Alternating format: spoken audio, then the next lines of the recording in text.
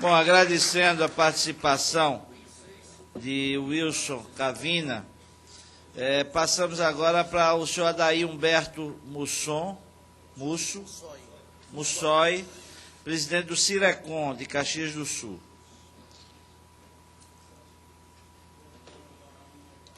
Boa tarde, senhor deputado Augusto Coutinho, boa tarde aos demais membros da mesa, deputado Sandro Mabel, relator do projeto, boa tarde a todos. Eu creio que agora foi citada uma opção pelo colega, eu creio que são assuntos que têm que ser tratados de forma bem distintas, são situações bem distintas as proposições. Nós estamos aqui vendo a questão que envolve o projeto de lei 1439, e o que me chama a atenção é que quando nós estamos falando, e eu quero manifestar aqui, fazer minhas palavras também do Manuel Afonso, quando se trata com o deputado Sandro Mabel, que nós já conversamos pessoalmente várias vezes, que é homem de uma fidalguia muito grande e uma inteligência. Meus parabéns, é bom sabermos que nós temos um relator, deputado com a sua capacidade. Mas, quando eu observo o que nós estamos tratando aqui, em todo o relacionamento, nós esquecemos de dizer que quando nós estamos falando das indenizações que são havidas por conta das comissões pagas, nós estamos falando de casos de sucesso. Nós não estamos falando de uma situação negativa, nós estamos falando de coisas positivas. As comissões só vêm de casos de sucesso. De cada 10 insucessos, isso eu não vou observar que agora que são absorvidos, 9 são absorvidos pelo representante, um caso é o caso de sucesso, nós estamos falando de um caso de sucesso.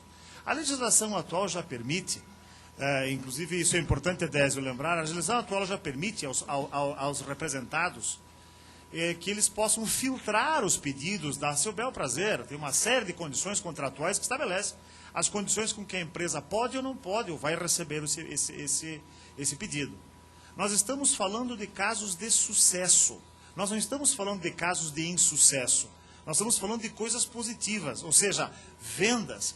E quando nós estamos aqui falando, e deputado Sandro Mabel, o senhor foi um chefe de uma equipe de vendas, nós temos que premiar o representante comercial pelo esforço que ele está tendo. Então, aqui, quando a gente vê uma questão de contribuição, eu vejo o seguinte, nós estamos falando sobre uma indenização devida somente nos casos de denúncia imotivada por parte da representada de 1/12. Agora, se fosse uma questão de negociação, nós poderíamos fazer a seguinte proposição, passemos a ideia internacional do Paulo César Noyac, 1/10, e a partir do 5º ano o representante também pode, a qualquer momento, pedir a rescisão imotivada e ter 1/12. A empresa saltaria para trás. Por quê? Porque a relação passaria a ser de igual. Claro que eu estou fazendo uma proposição aqui um pouco absurda, mas não tanto assim. Nós temos que avançar nas negociações. Então, nós estamos falando de casos de sucesso. Não podemos tirar o pano de fundo disso. Nós estamos falando que todas as comissões havidas por conta das indenizações são baseadas em comissões de casos de sucesso e de pedidos que já foram filtrados e sofreram as suas análises.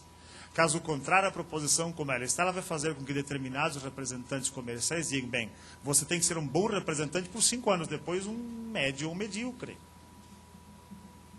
Essa leitura também pode ser feita pela equipe, pela estrutura do representante comercial, que é uma empresa ou representante comercial autônomo que está do outro lado. Nós temos que premiar o sucesso, e nós estamos falando de coisas positivas.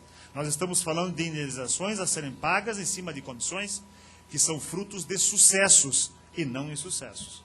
Era isso que eu queria dizer, senhores.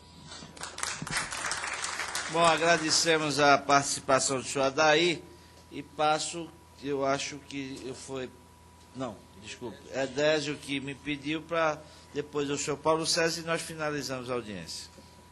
Eu primeiro quero dizer que me sinto na obrigação de colocar alguns pontos até para esclarecer e não passar por